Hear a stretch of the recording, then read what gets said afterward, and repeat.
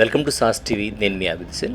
గౌరవ ప్రధాని నరేంద్ర మోదీ గారు 1 సంవత్సరం పాటు బంగారు కొనుగోలు చేయవద్దు అంటే ఆర్థిక పరిస్థితుల దృష్ట్యా ఇచ్చినటువంటి ఈ స్టేట్మెంట్తో ఒక్కసారిగా ప్రజల్లో కొంత ఆందోళన వ్యక్తమవుతుంది. సో ఇదే పరిస్థితుల్లో బంగారు వ్యాపారుల విషయం తీసుకుంటే వాళ్ళు ఏమనుకుంటున్నారు, ఈ నిర్ణయం వాళ్ళ మీద ఎలాంటి ప్రభావం చూపేటువంటి అవకాశం ఉంది ఇది తెలియజేసేందుకు మనతో పాటు బంగారు వర్తకులు రమేష్ ఉన్నారు, వారితో మాట్లాడదాం. చెప్పండి రమేష్ గారు, సో బంగారు వ్యాపారం చేస్తున్నారు, ప్రధాని నిర్ణయం మీ మీద అంటే బంగారు వర్తకుల మీద ఏమైనా ప్రభావం చూపేటువంటి అవకాశం ఉందా? సార్, నరేంద్ర మోడీ గారు హైదరాబాద్ వేదికగా చేసినటువంటి ప్రసంగం అందరికి కూడా ఆశ్చర్యం వ్యక్తం చేసింది.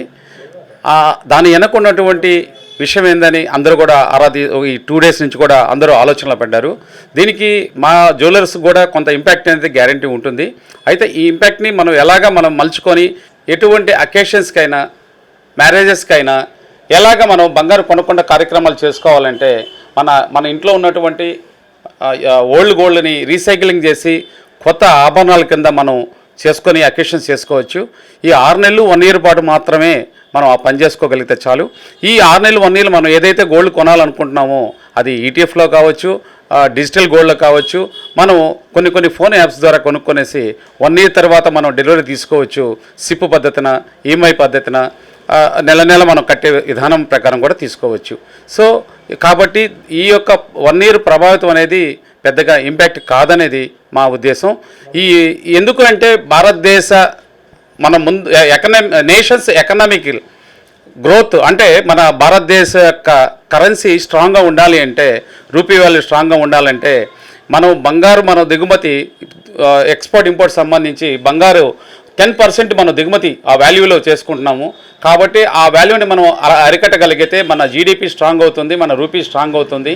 సో ఇదంతా మన దేశానికి మేలవుతుంది. దేశం బాగుంటే ప్రజలు బాగుంటారు, ప్రజలు బాగుంటే మనం బాగుంటాం, మనలో అందులో ఒకరిగా ఉంటాం. మన గోల్డ్ అప్పుడు కొనడానికి మనం అందరూ కూడా ముందుకు రావాలని కోరుకున్నాం. ఇప్పటి వరకు ఈ 1 year పాటు మీరు ఉన్న పాత నగలను రీసైక్లింగ్ చేసుకొని మీరు కొత్త నగలుగా చేసుకోవాలని మేము ఒక వ్యాపారస్తుడిగా మేము ఆశిస్తున్నాం.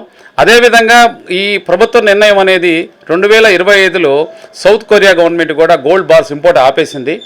మనం భారతదేశంలో ఇప్పుడు మనం ఏంటంటే ఇటువంటి రిస్ట్రిక్షన్స్ ఏంటంటే సెకండ్ వార్ అప్పుడు మనకు గోల్డ్ అంతా కూడా దాన ధర్మాలు చేశారు. సో ఇప్పుడు అలాంటి పరిస్థితి లేకుండా మనకు ఒక సరైన ఆలోచన ప్రకారం మోడీ గారు కొత్త గోల్డ్ మీరు కొనకుండా ఉంటే చాలు, మన దేశానికి ఎంతో మేలు జరుగుతుందనే ఉద్దేశంతో చెప్పారు. ఎలాగంటే ఫర్ ఎగ్జాంపుల్ ఒక వ్యక్తి ఒక డాక్టర్ దగ్గరికి వెళ్తారు. సో అతని హెల్త్ కండిషన్స్ బాగలేదు అన్నప్పుడు అతని హెల్త్ గురించి కొన్ని చిట్కాలు ఇస్తారు. అందులో మీకు ఆయిల్ తగ్గించండి, మీ ఆరోగ్యాన్ని కాపాడుకోండి అని చెప్తారు. అదేవిధంగా ఈ ప్రపంచమంతా యుద్ధ మేఘాలు, ఎకనామికల్ క్రైసిస్ కమ్ముకుంటున్న ఈ సమయంలో రాబోయేటువంటి ఉపద్రవాన్ని, మన దేశాన్ని, మన కరెన్సీని కాపాడుకునే ఉద్దేశంతో వెల్త్ క్రియేషన్లో భాగంగా మన రూపీని స్ట్రాంగ్ చేసుకున్న భాగంగా అలాంటిది నిర్ణయం చెప్పారు. ఇది ఆలోచిస్తే ఖచ్చితంగా కూడా సరైన నిర్ణయం అనేసి ఒక వ్యాపారస్తుడిగా నేను భావిస్తున్నాను. అంటే గతంలో ఎప్పుడైనా ఇటువంటి పరిస్థితి వచ్చిందా? ఆ పరిస్థితిని ఆ రోజు ఏ విధంగా ఎదుర్కొన్నారు? సార్, 2013లో మన చిదంబరం గారు ఇదేలాంటి 6 నెలలు 1 year వరకు కూడా అన్నారు. అప్పుడు పెద్దగా ప్రభావితం కూడా ఏం చూపించలేదు. బహుశా ఇప్పుడు కూడా అంత ప్రభావితం చూపించకపోవచ్చు అనేది మేము ఖచ్చితంగా అనుకుంటున్నాం సార్. అలాగే ఇప్పుడు ప్రధానంగా చాలామంది ఇళ్లలో పెళ్ళిళ్ళు ఉండొచ్చు, ఇంకేదైనా శుభకార్యాలు ఉండొచ్చు, అటువంటి వాళ్ళ పరిస్థితి ఏంటి సార్? ఇప్పుడు భారతదేశం అంటే అన్ని రకాల వివిధ మతస్థులకు బంగారు ముడిపడి ఉంటుంది. క్రిస్టియన్, ముస్లిం, హిందూ అందరూ కూడా. సో బేసికల్గా మినిమంగా చేర్చుకోవాల్సిన మాంగళ్యాలు ఎవరైనా కొత్తగా కొంటారండి, దాన్ని మనం అరికట్టలేము.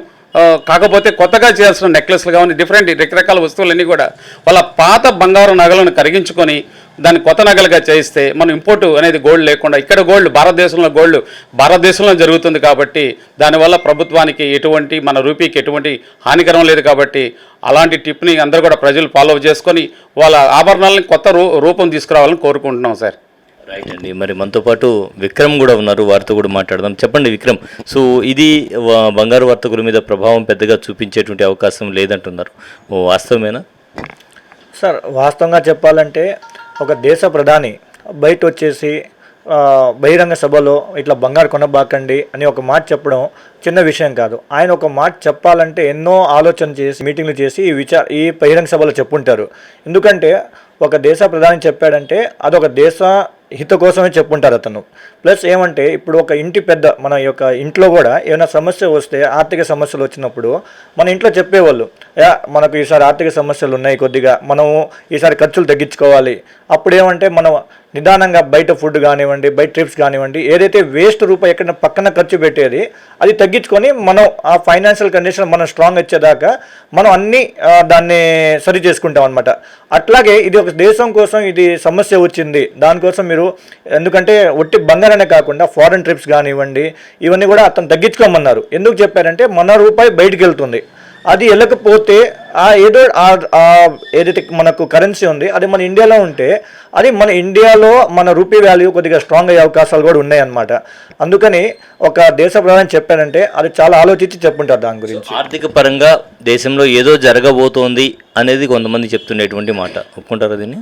అవును సార్, ఎందుకంటే యుద్ధం మనం చాలా న్యూస్ ఛానల్స్లో చూస్తున్నాం, స్టేట్ ఆఫ్ హార్మర్స్ దాన్ని బ్లాక్ చేస్తున్నారు.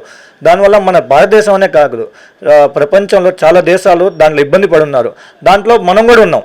మనం ఏమైనా వేరే కంట్రీ కాదు, మనం కూడా ఆ స్టేట్ ఆఫ్ హార్మర్స్ నుంచి మనం ఆ సరుకులు మనం ఎగుమతి చేసేవాళ్ళే మనం దాంట్లో కూడా. ఎందుకంటే క్రూడ్ ఆయిల్ కానివ్వండి, గ్యాస్ కానివ్వండి చాలా మనకు వస్తున్నాయి అనమాట. అది అక్కడ బ్లాక్ అవడం వల్ల మనం కూడా ఆర్థిక సమస్యలు మనం ఇబ్బంది పడుతున్నాం అనమాట.